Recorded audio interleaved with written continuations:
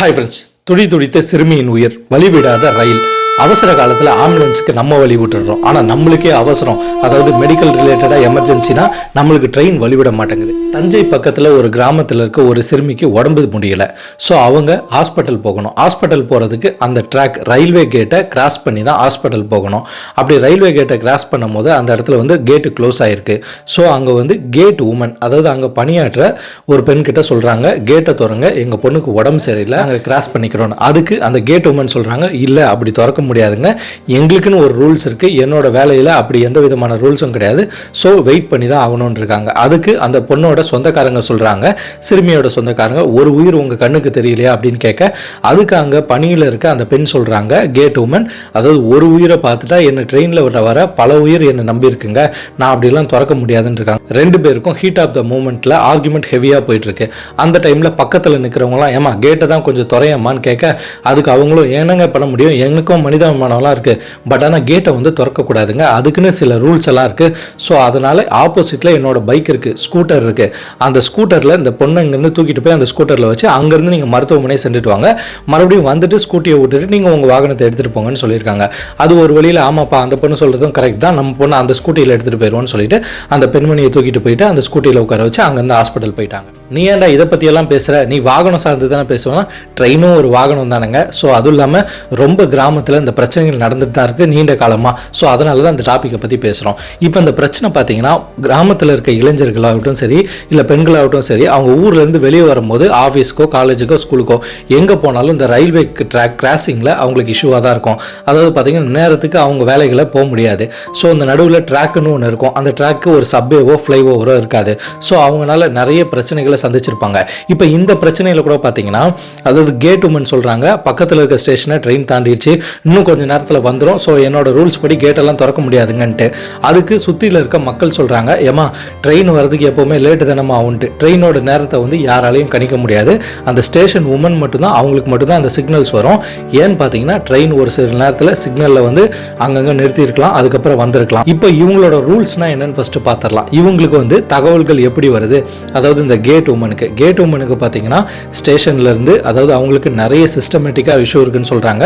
So எப்படின்னா ஒரு train pass ஆயிடுச்சுன்னா அந்த சிக்னலை அந்த ஸ்டேஷன் மாஸ்டர் இவங்களுக்கு கொடுப்பாரு, ஃபோன் கால் மூலியமாகவும் வரும். அவங்களுக்கு நிறைய மிஷின்ஸ் இருக்குது, அந்த மிஷின்ஸ் மூலிமா அவங்க ஃபஸ்ட்டு இந்த ட்ரெயின் பாஸ் ஆயிடுச்சுன்னா கேட்டை ஓப்பன் பண்ணலாமான்னு ஒரு சிக்னல் போட்டு கேட்பாங்க. அதுக்கு ஆப்போசிட் சைட்லேருந்து ஒரு சிக்னல் வந்துருச்சுன்னா அந்த கேட்டை ஓப்பன் பண்ணுவாங்க. ஸோ இந்த மாதிரி நிறைய சிக்னல் பரிமாற்றத்தின் முறையும், அதுக்கப்புறம் டெலிஃபோன் பரிமாறல் முதலும் இந்த சிக்னல் கோட்ஸை, அதுக்கப்புறம் பார்த்தீங்கன்னா அந்த பாஸ் கீஸ் எல்லாம் கொடுக்குறாங்கன்றது நம்ம ஸ்டேஷன் ஒருத்தர் கேட் மேன் இருக்காரு, அவர்கிட்ட டீட்டெயிலாக கேட்டோம். அவர் இது மாதிரிலாம் சொன்னார். இன்னும் நிறைய விஷயங்கள் இருக்கும், பார்த்துட்டு இருந்த உங்களுக்கு எதுவும் டீட்டெயிலாக தெரிஞ்சால் கூட நம்ம கமெண்ட் செக்ஷன் சொல்லுங்கள். இப்போ அந்த இஷ்யூக்கு வருவோம். அதாவது பார்த்தீங்கன்னா இவ்வளோ பிரச்சனைகள் இருக்குன்னு தெரிஞ்சோம் இந்த கவர்மெண்ட் அந்த கவர்மெண்ட்டு எந்த கவர்மெண்ட்டும் குறை சொல்ல விரும்பலைங்க. ஏன்னா எந்த கவர்மெண்ட் வந்தாலும் அந்த சப்வேஸ் ஆகட்டும் சரி, ஃப்ளைஓவர் ஆகட்டும் சரி, நிறைய கிடப்பில் தான் போட்டு வச்சுருக்காங்க. இப்போ எத்தனையோ கிராமங்களில் பார்த்தீங்கன்னா அந்த சப்வே இன்னும் கட்டல, இல்லை ஃப்ளைஓவராக கட்டலாம், அதையும் கட்ட முடியாமல் நிறுத்தியிருக்காங்க. ஸோ மக்கள்லாம் அந்த கேட் கிராசிங்கில் ரொம்ப நேரமாக நின்றுட்டு தான் இருக்காங்க. ஒரு அவசரமான ஒரு ஆம்புலன்ஸ் விஷயம், இதே போன்ற இப்போ சமூகத்தில் நடந்த இப்போ இந்த சிறுமிக்கு நடந்த பிரச்சனைகள், இது மாதிரி நடந்ததுக்கப்புறம் தான் இதை எடுத்து பேசுகிறோம். அதுக்கப்புறம் வேறு நியூஸ் வந்துடுது, அதை நம்ம கடந்துட்டு போயிடுறோம். இப்போ கிராமத்தில் தான் அந்த பிரச்சனையாக நகரப்புறத்தில் இல்லையான்னு கேட்டிங்கன்னா கட்டாயம் நகரப்புறத்துலையும் இருக்குது. எங்கன்னு கேட்டிங்கன்னா நம்ம சென்னைக்கு அருகாமையில் இருக்க திருசோலத்தில், அதாவது பார்த்திங்கன்னா இப்போ கூட குரோம்பேட்டில், அதாவது சப்வே முதலமைச்சர் திறந்து வச்சார். அது ரொம்ப நல்ல விஷயம் தான். பல காலம் அந்த ஏரியா மக்களின் பிரச்சனை, குரோம்பேட்டு வசிக்கும் மக்களோட பிரச்சனை இப்போ தான் நிவர்த்தி அடைஞ்சு, இல்லைன்னா மணிக்கணக்க கேட்லேயே நின்றுட்டு இருப்பாங்க. அதுக்கு முன்னாடி என்ன எமர்ஜென்சினாலும் சரி கேட்டை திறந்தால் தான் வெளியே போகிற மாதிரி இருக்கும். இப்போ எந்த இடத்துல கேட்டே இல்லாத ஊருன்னு பார்த்தீங்கன்னா ஒரே ஒரு ஊர் தான், சென்னைக்கு அருகில் உள்ள திருசூலம். அதாவது பார்த்தீங்கன்னா இந்த பக்கம் பல்லாவரத்தில் சப்வே இருக்குது, அதுக்கடுத்து அதுக்கு முன்னாடி பார்த்தீங்கன்னா மீனம்பாக்கத்தில் இருக்குது. இடப்பட்ட ஊரான அந்த திருசூலத்தில் மட்டும் ஒரு சப்வேவும் கிடையாது, ஒரு ஃப்ளைஓவரும் கிடையாது. இந்த ஊர்லேயோ பார்த்தீங்கன்னா சுமார் ஆயிரக்கணக்கான லட்சக்கணக்கான மக்கள் வசிச்சுக்கிட்டு தான் வராங்க, வருஷந்தோறும் ஓட்டுகளை போட்டுக்கிட்டு தான் வராங்க. ஆனால் இவங்கெல்லாம் கேட்டாங்களா, இல்லை எதுலேயும் பிரச்சனைகள் இருக்கா என்னன்னு தெரிய வரல. ஆனால் எனக்கு தெரிஞ்சு சுமார் ஒரு 30-40 வருஷத்துக்கு மேலே இந்த சப்வேவோ ஃப்ளைஓவரோ எதுவுமே இந்த ஊரில் கிடையாது.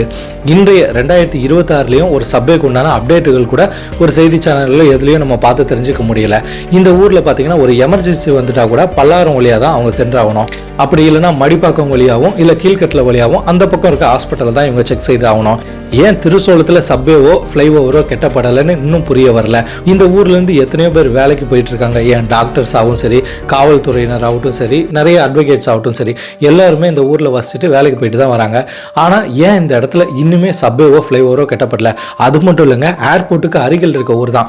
அதாவது ஏர்போர்ட்டுக்கு பார்த்தீங்கன்னா மீனம்பாக்கத்துலேயும் ஒரு கேட் இருக்குது, திருசோளத்துலேயும் ஒரு கேட் இருக்குது. அதாவது இன்னைக்கு பிரபலமாக பழம்பெருமைன்னு சொல்லிட்டு நம்ம பல்லாவரம் சந்தையை பற்றி பேசணும்ல, அங்கே இருக்குது தான் திருசோளம். அதாவது உதாரணத்துக்கு சொல்லணும்னா பிவிஆர் சினிமாஸ்லாம் இருக்குது, அது பக்கத்துலேயே பார்த்தீங்கன்னா பல்லாவரம் சந்தை பேக் ரோடு இருக்கும். அந்த ரோடுக்கு பின்னாடி ஒரு மலைகளோட 2 மலைகளோட கூடியிருக்க திருசோழநாதர் குடியிருக்கும் தான் இந்த திருசோளம்னு பேர் வந்துச்சு.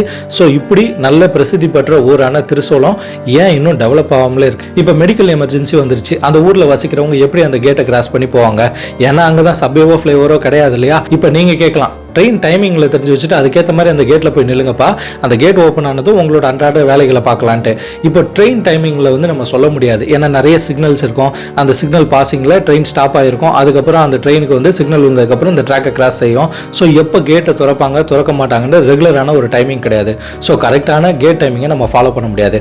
இதனால திருசோள வாசிகளோ என்ன பண்ணுறாங்க, அதாவது வாகனங்களில் செல்றவர்கள் பல்லாவரம் வழி சுற்றி போகிறாங்க. அவங்களுக்கு 3.5 கிலோமீட்டர் தூரம் பல்லாவரம் வரும். ஸோ அவங்களுக்கு பெட்ரோல் காசு தான் அதிகமாகவே செலவாகும். அது மட்டும் இல்லை, திருசோளத்தில் அந்த கேட்டே ஓப்பன் ஆனாலும் அந்த கேட்டை நீங்கள் கிராஸ் பண்ணி வெளியே சென்றுட்டீங்கன்னா மெயின் ரோடு வந்துட்டு ஒன் வேல தான் ஏறி அந்த சைடு ஜிஎஸ்டி சாலையை நீங்கள் பயணிக்க முடியும். ஏன்னு கேட்டிங்கன்னா திருசோளத்துலேருந்து நீங்கள் கேட்டை கிராஸ் பண்ணி லெஃப்ட் வந்தீங்கன்னா மட்டும்தான் உங்களுக்கு கரெக்டான வே.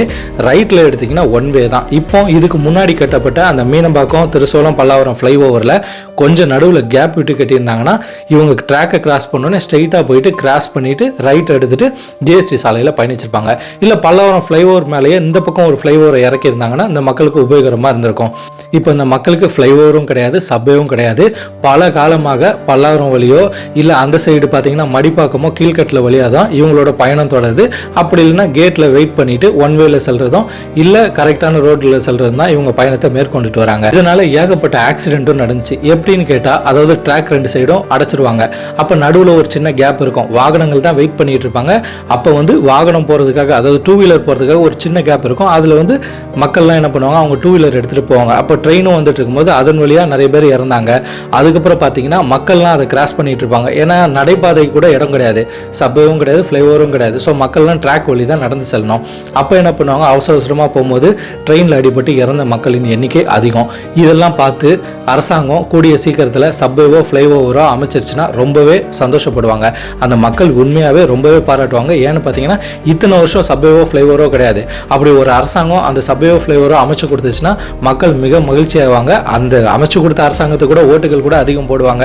ஸோ பார்த்துட்டு இருக்கோம், நல்லுள்ளம் படைத்த யாராச்சும் பொலிட்டிஷியனோ இல்லை அதிகாரிகளோ இருந்தால் எங்கள் அரசாங்கம் வந்து ஜிஓ பாஸ் பண்ணிடுச்சு, சென்ட்ரல் கவர்மெண்ட்டால் தடைகள் இருக்குது அப்படின்னு எதுவும் இருந்துச்சுனாலும், இல்லை கோர்ட்டில் கேஸ் நடக்குதுன்னு சொன்னீங்கனாலும் அதை பற்றி மக்களாச்சும் தெரிஞ்சுப்பாங்க இல்லையா? ஸோ இந்த சப்வேவோ ஃப்ளைஓவரோ சாதாரண விஷயமா கடந்து போக முடியாது. ஏன்னு பார்த்தீங்கன்னா சென்னையில் 2.1 சொல்லிட்டு எவ்வளோ மெட்ரோ சிட்டிஸ் ஆகட்டும் சரி, எவ்வளோ விஷயங்களை அப்டேட் செய்துட்டு வரும்போது சென்னைக்கு அருகாமையில் இருக்க இந்த திருசோளத்தில் சப்வேவோ ஃப்ளைஓவரோ இல்லாதது ஒரு சாதாரண விஷயமாவை நம்ம எண்ணிக்கொள்ள முடியாது. ஓகே நண்பர்களே, இதே போன்ற சமூகம் சார்ந்த விஷயங்களை தெரிந்து கொள்வதாகட்டும் சரி, ஆட்டோமொபைல் சார்ந்த விஷயங்களை தெரிந்து கொள்வதற்கும் த மிதுன் ஸ்டோரி சேனலை சப்ஸ்கிரைப் பண்ணுங்க, ஷேர் பண்ணுங்க, லைக் பண்ணுங்க. நீங்க பண்ற ஒவ்வொரு ஷேர், சப்ஸ்கிரிப்ஷன், லைக்ல மட்டும்தான் எனக்கு அடுத்தடுத்த வீடியோ போறதுக்கு உந்துதலா இருக்குன்றதை என்னைக்குமே மறந்துடாதீங்க. நான் உங்கள் மிதுன். அடுத்த காணொலியில் சந்திப்போம். பாய்.